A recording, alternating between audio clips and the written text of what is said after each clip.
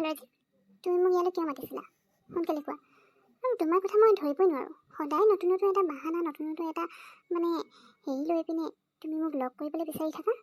আজি কিন্তু আজি বাজে কথা নকবা, কৈ দিছোঁ। যদি কিবা ইম্পৰ্টেণ্ট সেইটোহে কোৱা। জুলি, ৰ'বা আকৌ, তুমি অহাৰ লগে লগে মোক বাৰু খং কিয় কৰা? আজিকালি তুমি মোক দেখাৰ লগে লগে তোমাৰ খং উঠি যায় যে।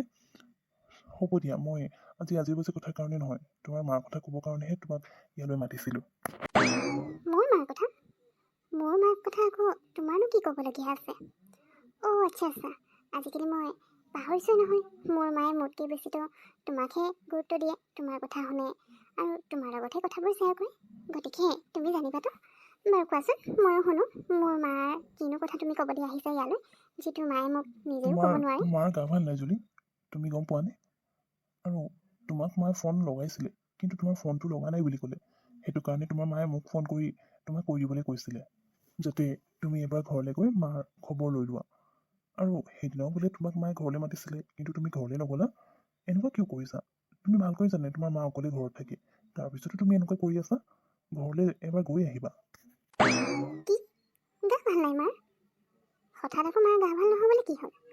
সেইদিনাচোন মোক ঘৰলৈ নিবলৈ বুলি মোৰ বেটেৰী আহি ওলাইছিল। তেতিয়াতো মাক একদম সুস্থই দেখিলোঁ। আজি হঠাৎ আকৌ তেওঁৰ কেনেকুৱা গা বেয়া হৈ গ'ল? বাৰু হ'ব দিয়া, মই ঘৰলৈ যাওঁ নাযাওঁ সেয়া তুমি মোক ক'ব নালাগে। মই নিজে কি কৰিব লাগে জানো নহয় ভালকৈ। গতিকে তোমাৰ যি ক'ব আছিলে ক'লা নহয়, এতিয়া পৰা যোৱা। জুলি, চৰি যদি তোমাৰ এনেকুৱা লাগিছে যে মই তোমাক শিকাইছোঁ তুমি কি কৰিব লাগে নালাগে, তেতিয়াহ'লে আই এম ৰিয়েলি চৰি। কিন্তু মই মোৰ ফালৰ পৰা জাষ্ট কথা এষাৰহে কৈছোঁ, বাকী তুমি জানা বাৰু কি কৰিব লাগে নালাগে। হ'ব হ'ব, এতিয়া বেছি জ্ঞান দি থাকিব নালাগে। তুমিতো ইয়াৰ পৰা যোৱাৰ নাম নাই লোৱা, গতিকে ময়ে যাওঁ। আৰু এইবাৰ পৰা মায়ে তোমাক কল কৰিলে মানে তুমি ডাইৰেক্ট কৈ দিবা মোক তুমি লগ নোপোৱা বুলি। মায়ে গা ভাল নাই বুলি মোক ফোন এটা কৰি ক'ব নোৱাৰে নেকি? এবাৰ লগাইছিলে নালাগিলে, নেক্সট টাইম আকৌ লগাই পিনে কথাটো ক'ব পাৰে। আজিকালি মোক মানে একদম নিজৰ ছোৱালী বুলি নাভাবেই চাগে, মাহী মাকৰ নিচিনা ব্যৱহাৰ কৰি আছে। আৰু এইবোৰ চব তোমালোকৰ কাৰণে হৈছে। গতিকে তুমি বাৰে বাৰে মোৰ ওচৰত আহি নাথাকিবা। তোমাক দেখিলেই মোৰ মূৰটো গৰম হৈ যায়। যোৱা ইয়াৰ পৰা। আণ্টিৰ হঠাৎ গা বেয়া হ'ল যে? হঠাৎ আকৌ আণ্টি কি হ'লনো? অৱশ্যে আণ্টিয়ে মিছা নক'বও পাৰে বুজলি। তই এতিয়া এনেকুৱাও কৰি নাথাকিবি যে তোৰ নিজৰ মাৰ কথাৰ ওপৰতে তই বিশ্বাস নকৰা হৈছ। এতিয়া মানে যেনেকুৱা মানে বতৰ হৈ আছে নহয়, অকস্মাত মানুহৰ বেমাৰ হৈ যাব পাৰে। মাৰো চাগে হঠাৎ জ্বৰ চৰ্দি হৈ যাব পাৰে, ক'ব নোৱাৰি নহয়। আৰু সঁচাকৈ যদি গা ভাল নাই, তেতিয়াহ'লে তই ঘৰলৈ যাব লাগে জুলি। নগ'লে মানে কথাটো বেয়া হ'ব নহয়। মায়ে বাৰু অকলে অকলে কেনেকৈ কি কৰিব? আৰু গা বেয়া লাগি থাকিলে একো কৰিবও মন নাযায় নহয়, খাবলৈও মন নাযায়। এতিয়া তই থাকিলেহে যদি মায়ে কিবা এটা খায়। সেইটোৱে পিহু, এতিয়া মানে মই কি ক'ম আৰু, ঘৰলৈ যাবই লাগিব, উপায় নাই। সঁচাকৈ হওক বা মিছাকৈ হওক। বিশ্বাস নকৰা নহয়, কৰিছোঁ। বতৰ আজিকালি যিহে কৰি আছে, কাৰ কেতিয়া জ্বৰ চৰ্দি লাগি যাব কোনো ক'ব নোৱাৰে। গতিকে যোৱাটো যাম এবাৰ, কিন্তু যদি মিছাকৈ কৈছে মায়ে, তেতিয়া কিন্তু মোৰ বিৰাট খং উঠিব আকৌ। এনেকৈ মিছাকৈ কৈ ঠগি মেলি মোক ঘৰলৈ মতাৰ প্লেনিং কৰিছে নিচিনাহে মোক লাগিছে। তথাপিও ক'ব নোৱাৰি বাৰু, গা বেয়া যদি একো নাই, মই থাকি দিম। কাৰণ গা বেয়া হ'লেতো মাক তেনেকৈ অকলে এৰি দিব নোৱাৰি ন। কিন্তু তই মোৰ লগত যাব লাগিব, মই অকলে নাযাওঁ। ব'ল ওলা, আমি ঘৰলৈ গৈ চেঞ্জ কৰি লওঁ, তাৰপিছত তাৰ পৰা ডাইৰেক্ট ওলাই দিম আৰু মই ঘৰলৈ বুলি। ছোৱালীজনী নাই অ', বুঢ়ী মাকজনী যে গা বেয়া হৈ ঘৰত পৰি আছোঁ, খবৰ এটা ল'বলৈ নাই। মই তাইক কিমান ঘৰলৈ আহিবলৈ ক'লোঁ, নাই তাই ঘৰলৈ আহিবলৈ মনতে নপৰা হ'ল। মই অকণমান কি খং কৰিলোঁ, তাই একেবাৰে ঘৰ বাৰী মাক চব পাহৰি থাকিলে আৰু। সেইকেইদিন অকলে অকলে কিমান কষ্ট হৈছে মইহে গম পাইছোঁ। তাইতো একো খবৰ এটাও ল'বলৈ নাই। অ' জুলি, আণ্টি চাগে সঁচাকৈ গা ভাল নাই। চাচোন, মোৰ দেখিয়ে বেয়া লাগিছে। কেনেকৈ একদম আমন জিমনকৈ বহি তোক মন পেলাই পেলাই কান্দি আছে চাগে। কাহিও আছে, তাৰমানে আণ্টি সঁচাকৈ গা ভাল নাই। সঁচাকৈ দেই, বেয়াই লাগে পাই এনেকৈ অকলে অকলে। চাচোন এইকেইদিন কেনেকৈ আছে আণ্টিহে জানে, খোৱা বোৱা কৰিছেনে নাই কৰা জানো ভালকৈ। নাইও নাই, তাই আহিবনে নাহে নাজানো আৰু। মায়ে অকণমান খংকি দেখুৱালে তাই পাহৰিয়ে থাকিলে মাকলে। যেতিয়া আৰু কিবা এটা হ'ব তেতিয়াহে যদি তাই হেৰি কয়, এতিয়া আৰু আহিবলৈ নাই দেখা। ভাবিছিলোঁ ইমানকৈ কৈছোঁ যেতিয়া আহিব, নিজৰ ছোৱালী আৰু নিজৰ মাকজনী এৰিব পাৰেনে? কিন্তু নাই, তাই একেবাৰে পাহৰিয়ে পেলালে আৰু। উফ, গাটো কিবা ভালেই লগা নাই। মেডিকেলত ভৰ্তিহে হ'ব লাগিব যেন লাগিছে আৰু। কি মানে? মা, তোমাৰ সঁচাকৈ গা ভাল নাইনে? আৰু ইমান যদি গা বেয়া হৈ আছে, তুমি ইমান দিনে মেডিকেল কিয় যোৱা নাই ডক্টৰ দেখাবলৈ?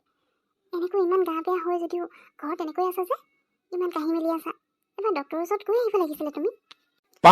জুলি, মাজনী, তই আহিলি ঘৰলৈ? তই আহিলি, এতিয়াহে মোৰ মনটো ভাল লাগিছে।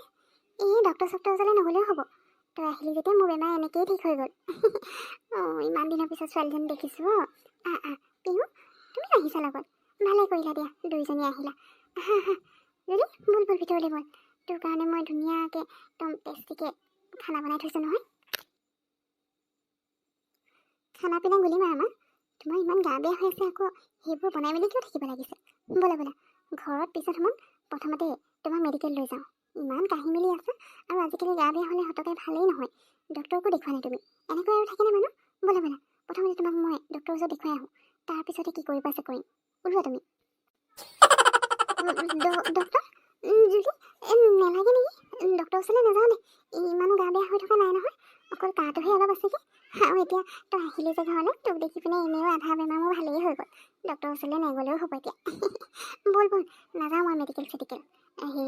মোৰো খোৱাই নাই নহয়, খাই লওঁতে বলছো। নাই আণ্টি, আপুনি এবাৰ মেডিকেলত গৈ ডক্টৰক দেখুৱাই লওক। আজিকালি গা বেয়া হ'লে সঁচাকৈ এনেকৈ নেদেখালে মানে ভালেই নহ'ব, বহুত দিন লাগে ভাল হ'বলৈ। গতিকে এবাৰ দেখাই আহিলে ভাল হ'ব। তাৰপিছত আহিলে কেলে আমি চবেই একেলগে খানাটো খাম, কিন্তু তাৰ আগতে মেডিকেল গৈ অহাটো ভাল হ'ব। জুলিয়ে ঠিকেই কৈছে, আপুনি যাওক, সোনকালে ৰেডি হৈ আহকগৈ। নাই পিহু, মই কৈছোঁ নহয়, মোৰ এতিয়া আধা গা এনেই ঠিক হৈ গ'ল। জুলি নথকাৰ কাৰণে গাটো বেছি বেয়া হৈ গৈছিলে। এতিয়া মেডিকেল চেডিকেল নগ'লেও হ'ব। বলা তোমালোক ভিতৰতে বহিবা, আৰু এইবোৰ মোক মেডিকেল চেডিকেলৰ কাৰণে লগ ধৰি নাথাকিবা দেই। মেডিকেল নোযোৱা তাৰমানে? মই গম পাইছোঁ দিয়া তোমাৰ কথা। তোমাৰ একো গা বেয়া চাহ বেয়া হোৱা নাই। এইবোৰ চব তোমাৰ নাটক হয় ন? মোক ঘৰলৈ মাতিবলৈ ঘৰলৈ অহা নাছিলোঁ কাৰণে এইবোৰ নাটক দেখালা, আৰু ৰাতিপুৱা ফোন কৰি কৈ দিছা যে তোমাৰ গা বেয়া হৈছে বুলি মোক ক'বলৈ, যাতে মই তোমাৰ গা বেয়া হোৱা কথা শুনি তুফান ঘৰলৈ গুচি আহোঁ। কাৰণ ইভাগেতো মই নাহোঁ বুলি গম পালা তুমি, কিন্তু গা বেয়া হ'লেতো মই যেনেকৈ হ'লেও আহিম জানাই, সেইকাৰণে এইবোৰ নাটক কৰিলা। মা, তোমাৰ আজিকালি কি হৈ গৈছে মই একো ধৰিব পৰা নাই। বাৰু যি নহওক, তোমাৰ যেতিয়া নেকি গা ঠিকেই আছে আৰু এইবোৰ চব নাটকেই হয়, তেতিয়াহ'লে ইয়াত থাকিনো মই কি কৰিম? এতিয়া তুমি মোৰ ওচৰত নাটকো দেখাবলৈ আৰম্ভ কৰি দিলা। খংহে উঠিছে আৰু। পিহু, বল আমি ইয়াৰ পৰা গৈ থাকোঁ। এইবোৰ ভেকু ভাওনা চাই থাকিলে মানে মোৰ মূৰটো আৰুহে গৰম হৈ যাব। ভেকু ভাওনা? জুলি, মই আকৌ কি ভেকু ভাওনা দেখালোঁ? মোৰ সঁচাকৈ গাটো ভাল নাই। দেখা নাই কাহ ধৰি আছে, তই তথাপিও মাৰ ওপৰত সন্দেহ কৰিছ। তই যে এনেকুৱাকৈ মানে মোক কথা কবি বুলি ভবাই নাছিলোঁ। বৰ দুখ পালোঁ আজি মনত। হ'ব যা, তই যদি মাৰক এই গা বেয়া হৈ থকা দেহাটোতো এৰি যাব বিচাৰিছ, যা, মইতো ৰখাবলৈ নাই বাৰু।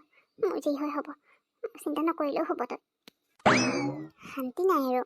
পিহু, বল ভিতৰলৈ যাওঁ, খানা বনাই থৈছে বুলি কৈছে নহয় স্পেচিয়েলি মোৰ কাৰণে। খাওঁ আৰু ইয়াৰ পৰা যাওঁ।